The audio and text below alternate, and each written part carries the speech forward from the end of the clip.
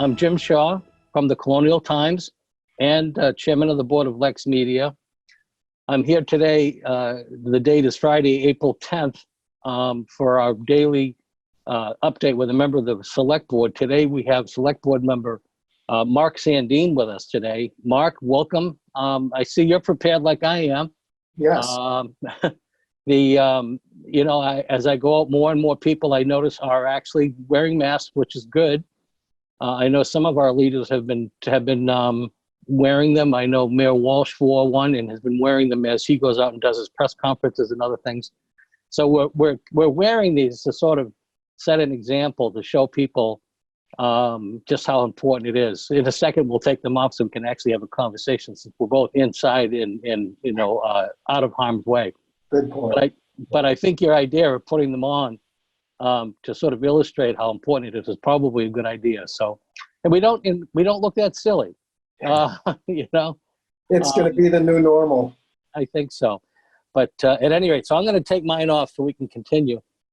But I think it's important that people do get them. Mine, I got mine, by the way, from Dr. Krista Manicus, who I share digs with here in these buildings. And she actually put a box out on the street for passerbys to take one, and which I thought was really nice and generous of her. So, but they're out there. I know mine's from when my kids were born, so it's a while ago. Yeah, well, that is a while ago. So, let's talk a little bit about the daily number. I know the number has jumped considerably from yesterday, but there is some thought process behind that, so I want to, or a significant reason for that, I should say. So why don't you tell us a little bit about why the number jumped so high, and why don't we start by telling folks what the number is today? So the updated number from Lexington for reported COVID-19 cases is 80. And as we talked about last time when we discussed this, the number of cases that we're going to find is really sort of proportional to the amount of testing that we do. And the number of tests have been available over time. And so as we increase the amount of testing that we're doing, we're going to find more COVID cases in town. And one of the reasons we're seeing a big increase in COVID testing in Lexington is that the governor has increased testing capacity for long-term care facilities in the town by employing the Massachusetts National Guard. And so the state has prioritized the National Guard doing this kind of testing at our most vulnerable population. And our Board of Health and our Office of Public Health is in daily communications with all the long-term care facilities in town, working with them. Right, and that's going on everywhere. I know that I think a lot of it started with the Soldiers' Home out in Holyoke, where they had a very, very high number of infected patients, and then, of course, very high number of associated fatalities or deaths that went along with that. And in Wilmington, there's a facility in Wilmington that I saw on the news the other day. And so, and I know we do have some assisted living and some, senior care facilities here in Lexington. So I have taken a look at the reported numbers for most of the towns in the Metro West area and the Middlesex County area. And while our numbers are climbing, they are per capita about average for towns in the area. Right. Well, that's good. But I think, we need to caution folks that as these numbers get higher, and I think everybody who's reporting on this, including us from, as we go and do these updates, and if you see any of the newscasts at all, they've been very clear that the number is going to get worse. It's going to get higher before the curve actually really starts to flatten in any significant way. And that's apparent here, and things in Lexington are no different, which means, it's more important now than ever to stay at home, to stay, out of the population. Exactly. Yeah. And if you go to the town COVID-19 website, right at the top of the page, it makes the point that we're about to hit a surge in COVID-19 cases in Massachusetts. And the conclusion, the only sort of safe way to protect our residents is to ask them to stay at home. And our website has now raised the sort of level of concern to say, we would suggest you don't even go to the grocery store unless it's absolutely necessary. And certainly, like we were showing with the masks before, when you do go to the grocery store, you want to be wearing your mask because that's probably a high likelihood of when you're out and about is where you're likely to get infected. Right. And you can, I mean, what I'm saying is, you know, if you don't have a mask, you know, a bandana or some other cloth facial covering will do, you know, for the, at least for the short term, if you have a difficulty actually finding a mask. So it provides protection two ways. One, if, as we discussed the last time, we have to assume that we're potentially infected ourselves, even if we don't have any symptoms, because we're being shown, the science is showing that you can be feeling fine but still contagious for several days before you start showing symptoms. And so wearing a mask is the thing to do to protect the rest of your family and residents and neighbors as you're going out shopping. And it also will help protect you in case that somebody else who's feeling well enough to go shopping and doesn't think that they have an illness might cough or something, and that would catch that for them. So another interesting point, Joe Allen, who's the professor of public health at Harvard, said, interestingly enough, one of the things that having a mask on does is it prevents, it reminds you not to touch your own face with your own hands, because I know I certainly need reminders on that. And so when you're out and about and touching a lot of things, whether you're buying something or whatever, you might get your hands infected. And if you touch your face, that is a way to infect yourself. And so wearing a mask can actually protect you from yourself. I don't think it's too much to remind folks too. And we talked about this yesterday, and the time manager had kind of touched on it Monday in his update.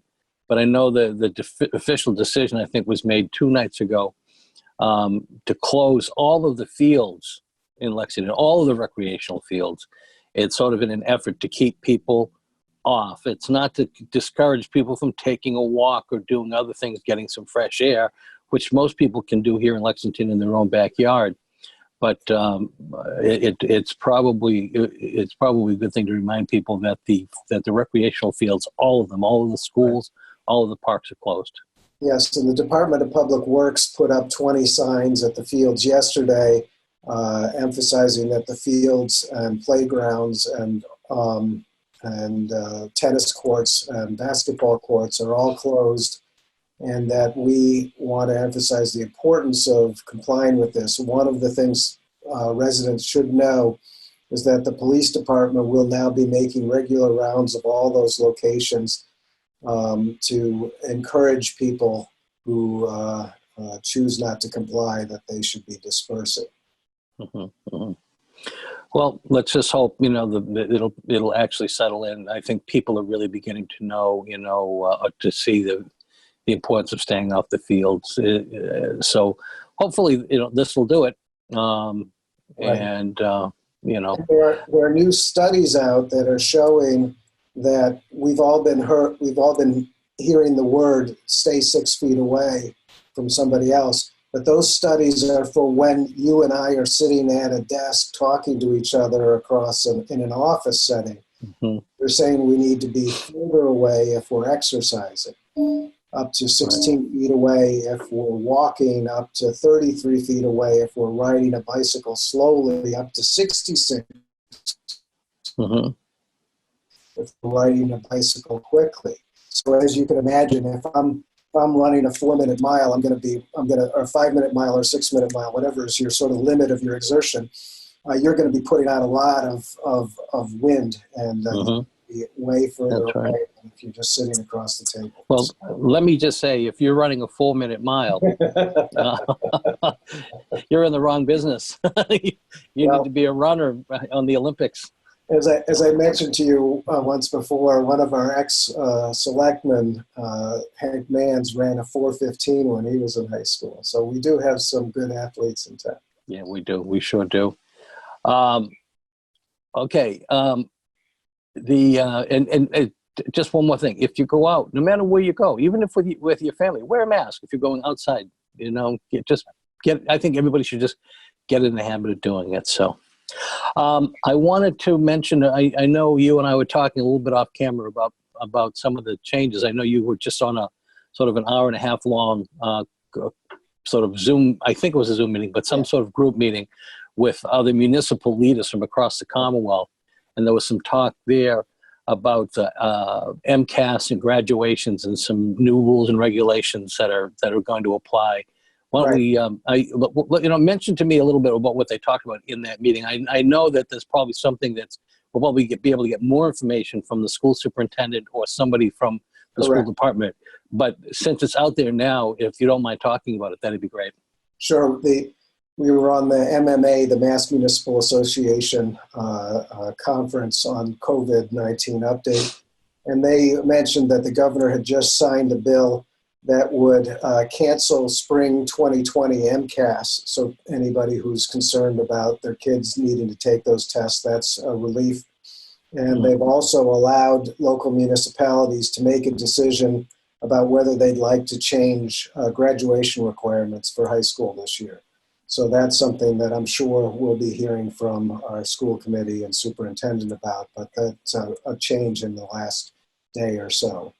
Also in the last day or so, in the last couple days, the governor signed a law that allows the executive authority in town, and in Lexington that would be the select board, to extend the property tax deadline or suspend penalties and interest for making property tax payments during this particular tax payment period. And so I have taken a look at the select board agenda, and on Monday we will be taking that up as a discussion whether the town should extend that deadline and suspend or waive penalties and interest for late payments during that. The lion's share of revenue to run the community comes from the property tax, right? That's correct. Yeah, so that's a pretty serious, discussion you're going to have on Monday night. Yes. But we need to be cognizant of the pressures that our residents and our businesses are under at this time, and I have to believe that Lexington, for the long haul, is going to be a very healthy community. And make sure. Well, that'll be interesting to see the outcome of your discussion. I know that people can tune in to LexMedia because I know I believe they're carrying it live as they always do. I do, but you bring up a good point as we kind of close this session out. We're now in going into our 4th week of dealing with this. And even at the beginning, even just 3 weeks ago, we were all sort of like, oh, okay, well, little by little, we were closing things and making decisions about what should stay open and what shouldn't stay open. And we were like, oh, people may be overreacting. But now we're seeing the full measure, the full effect of this. And this is for real. This is really concerning. But going into the 3rd week, many people are going a long time without a paycheck. Right. And our local businesses have been closed for a number of weeks now. So I think, I'm hoping to be able to talk with some of the folks like Eric Michelson and others, Carol DeLugi, who runs the chamber now, and Eric runs the Retailers Association, about identifying, some of the businesses that are actually open. Like I was talking with Joe Bonifine from Bonifine Jewelers up at Countryside in Lexington. And, although his door is closed, you can still buy on their websites and other things. So I think it's important for people to realize that there are still ways to support local businesses that may have their doors closed. They may be closed the door may be locked, but they're open for business in one way, shape, or form. One way, shape, or another, I guess is the way you say that. But because we're all looking at the local restaurants, and we're all feeling good about being able to go down and, Right. support the local food establishments. But there are so many retail establishments that really need your support. So I encourage people to, if you're home and you're surfing the net and you're killing time on the computer, look around to see what local businesses are actually doing business. I know Eric Michelson talked about, being able to call, they have ways of dropping stuff off and getting products to people. And so it's just one more way of saying we really do need to stick together. And, soon, I think very soon, we're going to see some light at the end of the tunnel. So I don't know how are you starting to get a little bit more optimistic, or it's just sort of just doing status quo? It's way too early. We can get some notes from the future from other countries and whatever, but we're a different place than Hong Kong or Singapore or South Korea. Not sure how many lessons we're going to be able to take from that. Right. Well, good. Well, Mark, I want to thank you for coming with us, joining us today, and I wish you all the best. I know we're sort of in Passover and going into Easter weekend, so I want to, wish a good holiday to everybody, however you celebrate, and I just hope everybody stays safe. I know that the weather's going to be pretty nice this weekend, and on Sundays especially, up near 60 degrees and partly sunny. So people are going to want to get out, and I just caution you to get out and celebrate with your family, but do it in a safe way, maybe in your own backyard. So, and I want to thank LexMedia and the Colonial Times again for your efforts to step up and get this coverage out and this important information out to Lexington residents. So thank you. Well, thank you for saying it. We're really happy to be of service to the community. So, Mark, thanks again, and stay safe. Have a great weekend, and I'm sure we'll be talking again soon. You too. All right. Thanks, Mark.